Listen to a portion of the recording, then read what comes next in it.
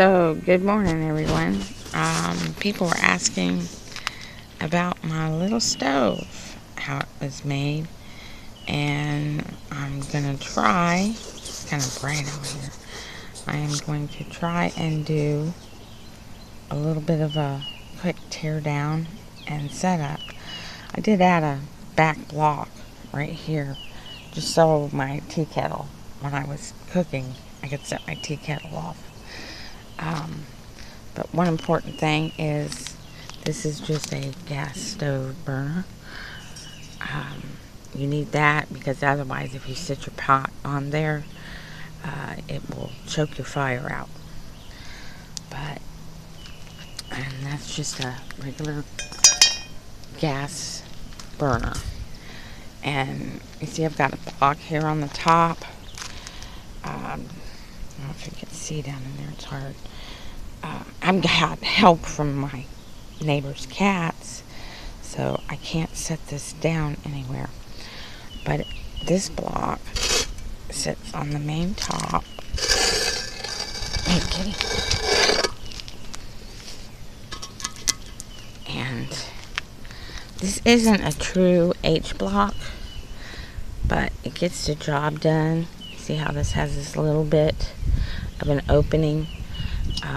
A true H block, kitty move, instead of having these end ones, it would have one here and one here, and then you would have this nice big gap. But for some reason, the area I'm in, they look at me like I have a square head when I ask for an H block. But this one suffices. But I'm still trying to find an H block, because what I'd like to do, especially since I added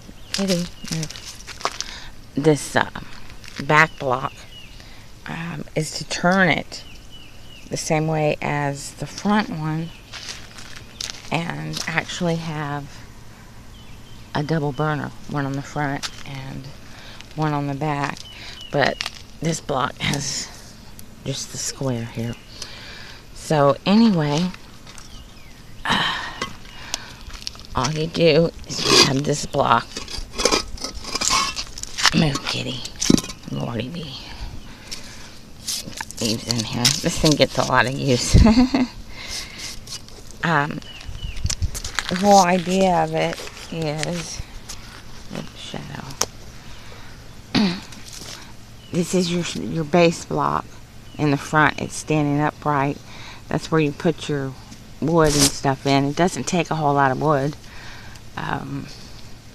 You do the one standing upright, then you do one on the side. Like I said, I just added that back one so I could set my kettle. You do one on the side with the holes out, so that you don't have air coming up quite from the bottom, and you have platform for your wood, because your wood actually extends into here. Your wood actually extends into here further, especially if you have the I can't do anything around here without the cats. If you have the true H block, it comes in here even further.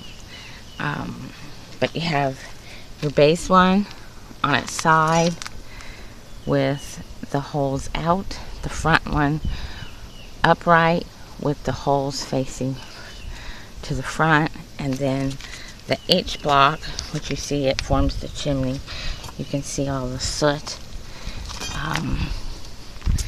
and it sets right on top. Let me see if I can do this one-handed.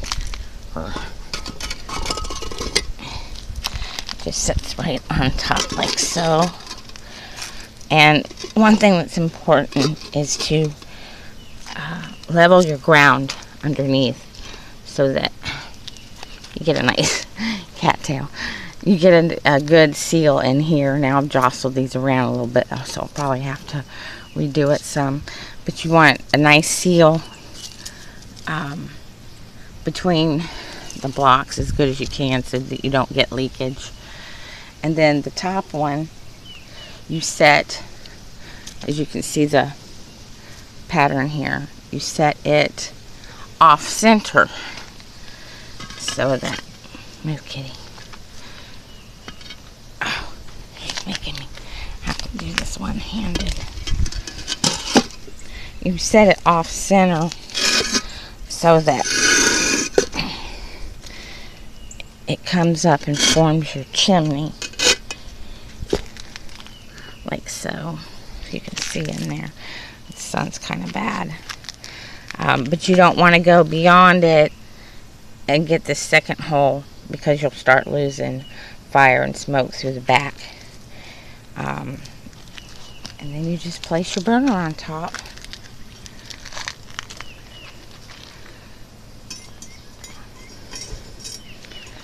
And there you have it. And like I said, I do want to take, if I can find an H block so that I have the additional opening back here, then I can turn this and put a half block on top. That's my plan. Put a half block on top and have an additional burner back here. But right now it's good because I can set my tea kettle there while I'm cooking.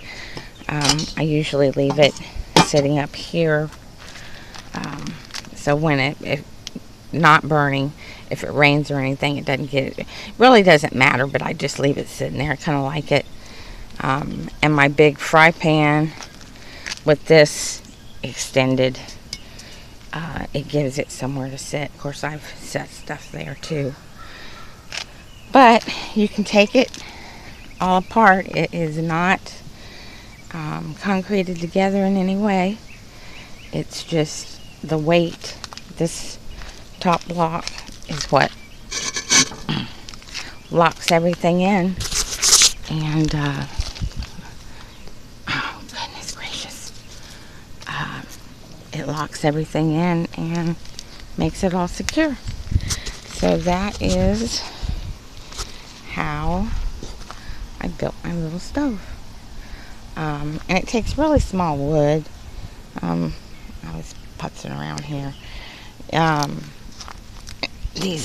We just got a bunch of rain, so everything's wet. But it takes really tiny little pieces of wood. As you can see, this even hangs out.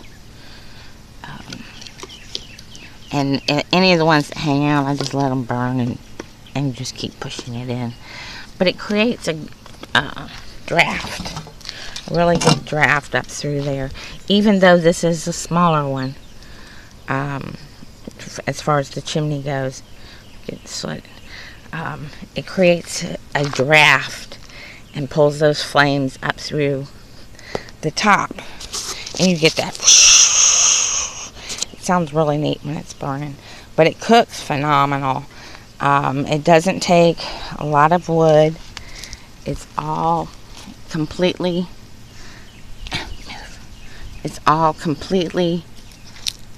cat's knocking me over. It's all completely contained, so it's not affected by wind. There's a shot inside, and you don't end up with a whole lot of ash left at the end either. I mean, this cat, sorry. This is my clean out, and there's actually little chips in here after I've done it. But kitty, go home. Anyway, just trying to get some footage here, but this cat is not cooperating. But that is a close-up view. Quit! Ouch! Now he's biting me. That is a close-up view of it and how it's put together. You just need to be sure that the flat, come on kitty, the flat part is up, so that you don't lose the wood down through the hole underneath. And a block that has that cutout.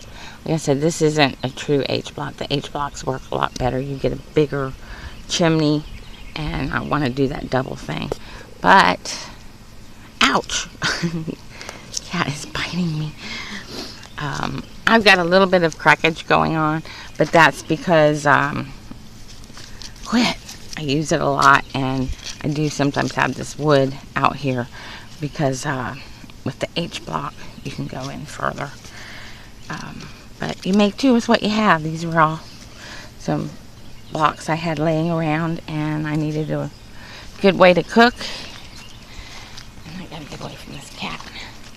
He's really sweet, but when you're trying to do something, he's like totally obnoxious. And that's it. Okay, signing off.